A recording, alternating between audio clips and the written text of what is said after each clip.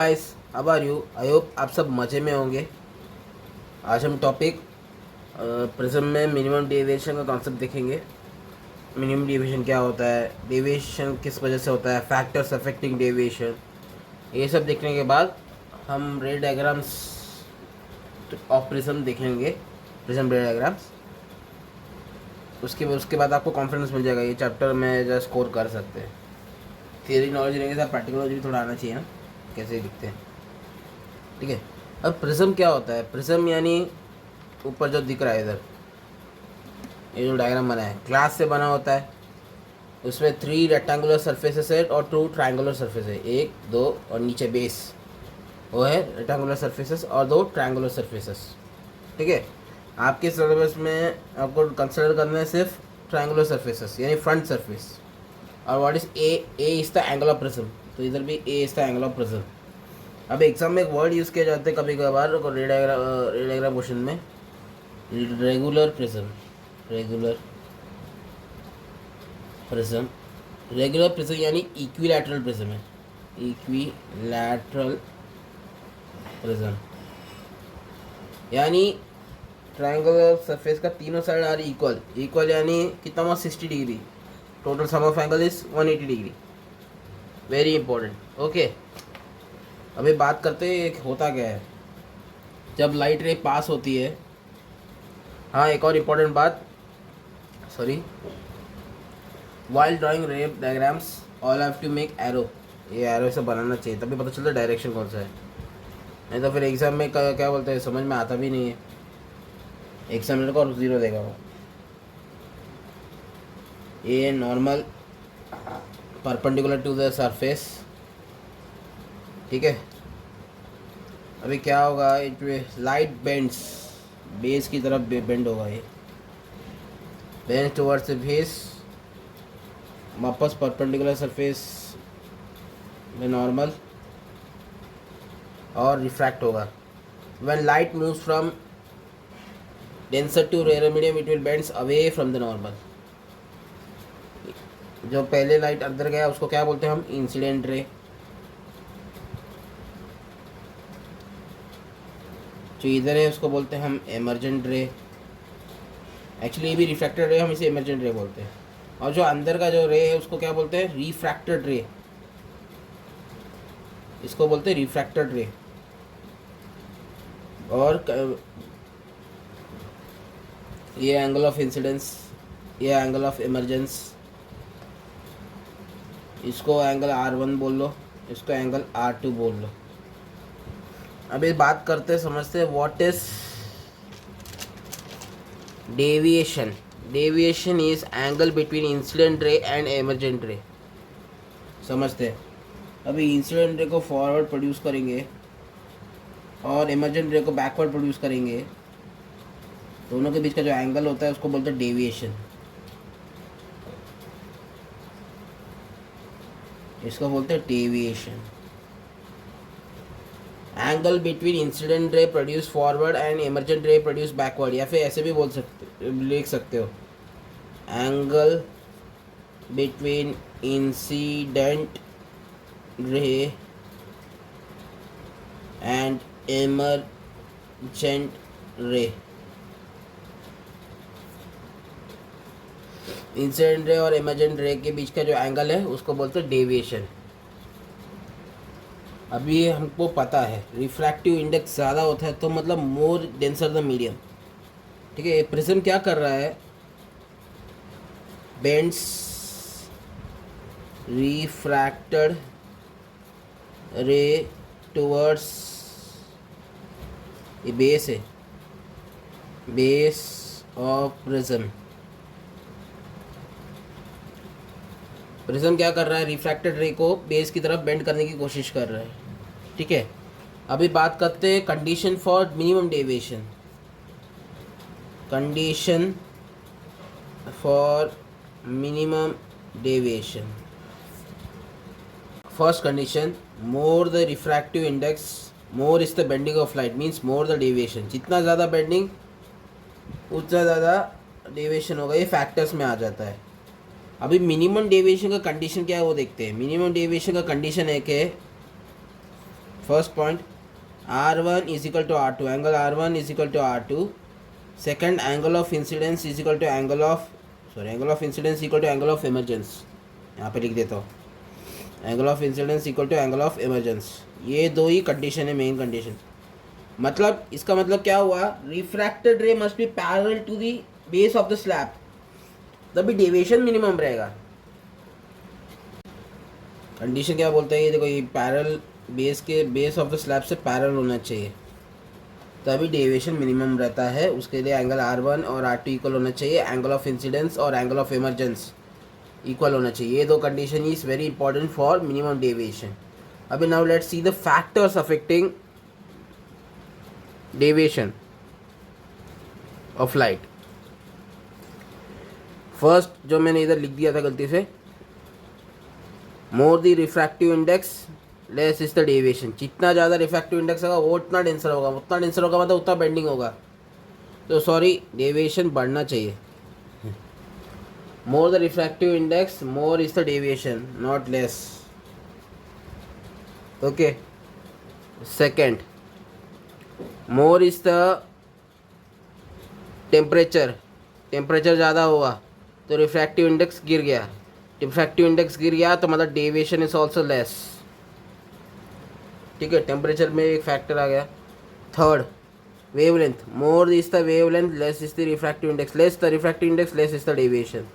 मतलब refractive index और wavelength दोनों इनवर्सली प्रोपोर्शनल है, तो वेवलेंथ और डेविएशन वो भी इनवर्सली प्रोपोर्शनल हो गया. टेम्परेचर और डेविएशन वो भी इनवर्सली प्रोपोर्शनल हो गया. रिफ्रैक्टिव इंडेक्स और डेविएशन डायरेक्टली प्रोपोर्शनल है, क्योंकि मोर the refractive index more the denser more the deviation, क्योंकि ज़्यादा बेंडिंग हो रहा है. ठीक है. और बाद में fourth, more the angle of prism. Angle of prism ये है, more the angle of prism more the deviation.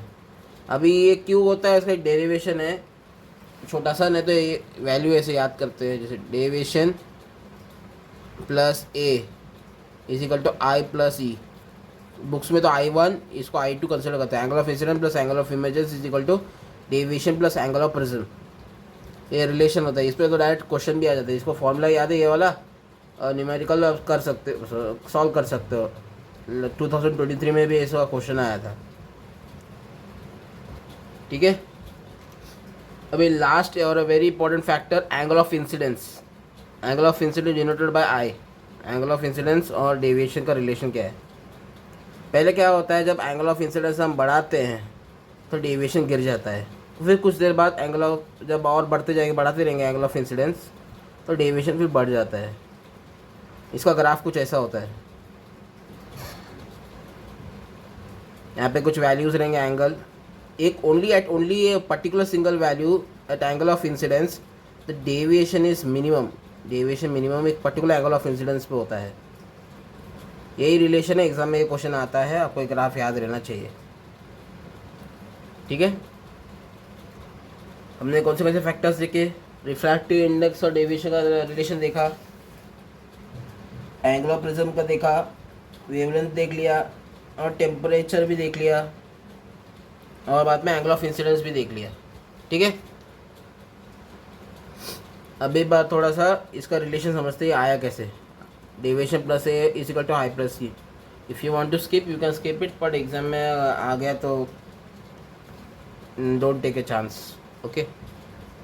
अभी हम एंगल ऑफ प्रिज्म और डेविएशन का रिलेशन कैसे समझते हैं. छोटा सा डेरिवेशन है, नो नीड टू वरी. ये डायग्राम तो हमने पहले भी देखा था. इसमें ए क्या है, angle of prism, angle of incidence, angle of emergence, refracted ray, R1 R2. Minimum deviation का कंडीशन क्या था, angle R1 is equal to angle R2, क्योंकि refracted ray must be parallel to the base of the prism. ये तो हमें पहले ही पता था. Of angle of incidence is equal to angle of emergence. ये दो इंपॉर्टेंट कंडीशन हमने बताया था पहले ही. अभी आप फर्दर बात करते हैं. अभी जो डेविएशन इधर प्रोड्यूस हो रहा है, अभी आप ट्रायंगल देख रहे हो, एक छोटा सा पिंक कलर यूज़ करके समझाता हूँ. यहाँ पे एक ट्रायंगल है अलग से जो बना है.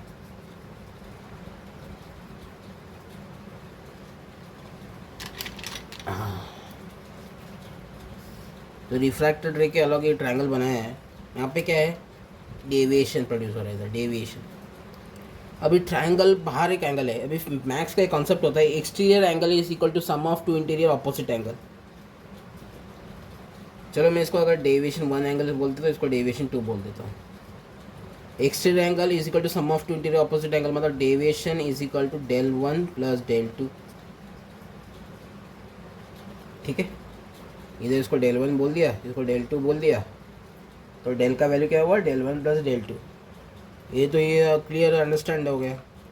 अभी वर्टिकली ऑपोजिट एंगल का कॉन्सेप्ट देखते हैं। वर्टिकली ऑपोजिट एंगल के हिसाब से angle of incidence is equal to del 1 plus r1, angle of emergency is equal to del 2 plus r2। ठीक है, वर्टिकली ऑपोजिट एंगल बन रहे हैं और vertically opposite angles are equal. ठीक है, एक और रिलेशन मिल गया। अभी हम ध्यान से देखेंगे तो यहाँ पे क्वाड्रिलेटरल बन रहा है A N P N dash, A N P N dash इसे क्वाड्रिलेटरल। नॉर्मल परपेंडिकुलर होते हैं बेस से, तो क्या हुआ ये 90 डिग्री हो गया, ये भी 90 डिग्री हो गया, 90 डिग्री बन रहा है ना बेस से, तो 90 90 कितना हुआ 180 degree. Sum of all angles in quadrilateral is 360 degree, तो बच्चा कितना एंगल बच्चा अभी 180 डिग्री। और एंगल ऑफ प्रिज्म का रेशियो क्या होगा 180 minus angle N P N dash, angle of prism का रिलेशन। ठीक है, अभी ये रिलेशन बन गया। अभी हम एक और ट्रायंगल देखते हैं जो नीचे बना हुआ है, ग्रीन कलर से बनाया था ना, येलो और ग्रीन। हाँ, एक तो रिफ्रैक्टेड रे जो जा रहा है, जूम करके समझा रहा हूँ आपको ताकि कंफ्यूजन नहीं रहना चाहिए। एन एन डैश पी, अभी angle N P N dash क्या होता है ये वैल्यू निकालना है। चलो इसको वैल्यू पता नहीं चला, एक्स मान लेते हैं। और इसकी पहले का वैल्यू क्या था R1 और R2, बाकी साइड्स के वैल्यूज R1 और R2। Sum of all angles in a triangle is 180 degree, तो x का वैल्यू क्या हुआ x यानी N P N dash is equal to 180 minus R1 minus plus R2 का 180 माइनस R1 माइनस R2। ठीक है, x का वैल्यू यही हो गया। अभी ये सब्स्टिट्यूट करेंगे इन एंगल ऑफ प्रिज्म के फॉर्मूला में, ऊपर जो निकाला था a is equal to 180 minus 180 कितना होगा 0, तो a का value is R1 plus R2। ठीक है, अभी R1 और R2 क्या होता है उसका वैल्यू है लिखा है a is equal to R1 is I minus del 1, I minus del 1 plus R2 क्या है E minus del 2, E minus del 2। अभी del 1 और del 2 को मैं लेफ्ट साइड लेके आता हूँ, a इज इक्वल टू नहीं a plus del 1 plus del 2 is equal to I plus E, और del 1 प्लस del 2 क्या है del, तो a plus deviation is equal to I plus E। Very simple. अभी कुछ बुक्स में ऐसे लिखा रहता है E की जगह लिखा होगा I2, तो a plus deviation is equal to I1 plus I2। Direct question इस पे ही आता है। डेरिवेशन आपके अंडरस्टैंडिंग पर्पस में ये आया कैसे। The previous year question came in 2023 में आया था लास्ट ईयर ही। ये क्वेश्चन डेविएशन रिलेटेड ही है। इसमें I1 का वैल्यू दिया है, I2 का वैल्यू नहीं पता है, हमें डेविएशन पता है, फाइंड करना है I2। अभी क्वेश्चन में देखो ये वर्ड लिखा है इक्विलैटरल प्रिज्म। इक्विलैटरल प्रिज्म मतलब ऑल एंगल्स आर इक्वल, मतलब 60 डिग्री एक का एंगल है, 60 डिग्री 60 डिग्री या 60 डिग्री, तो एंगल ऑफ प्रिज्म का वैल्यू क्या हो गया 60 डिग्री, ए का वैल्यू 60 डिग्री। ये मिनिमम डेविएशन का क्वेश्चन है, तो deviation plus A is equal to I1 plus I2। ए फॉर्मूला डायरेक्ट लगा दो, deviation plus 60 degree is equal to I1, I1 क्या 65 डिग्री प्लस I2 पता लगाना है। डेविएशन का वैल्यू कितना था 43, 60 plus 43 minus 65 is equal to I2। 60 + 43 कितना हुआ? 4036 6410 103, इसमें से 65 माइनस करो, 513 639, हाँ तो I2 का वैल्यू इज़ 38 डिग्री। सिंपल है, बहुत सिंपल क्वेश्चन है, आराम से 2 मार्क मिलेगा। और एक और इसमें दूसरा पार्ट क्या था, what this ray is called, मतलब ऐसा PQ है, RS लेबल करके रखा था, what RS is called, RS is called as emergent ray, sorry emergent ray, और QR को पूछा तो रिफ्रैक्टेड रे। सिंपल, इतना सही क्वेश्चन था। इसमें से अगर क्वेश्चन आए तो MCQ में आ सकता है, या 2 मार्क 3 मार्क आ गए तो इट्स ए जैकपॉट। ओके, अभी हम नेक्स्ट सेशन में हम रे डायग्राम्स देखेंगे कुछ, उसके बाद डायरेक्टली लेंसेज पे जाएंगे, ठीक है।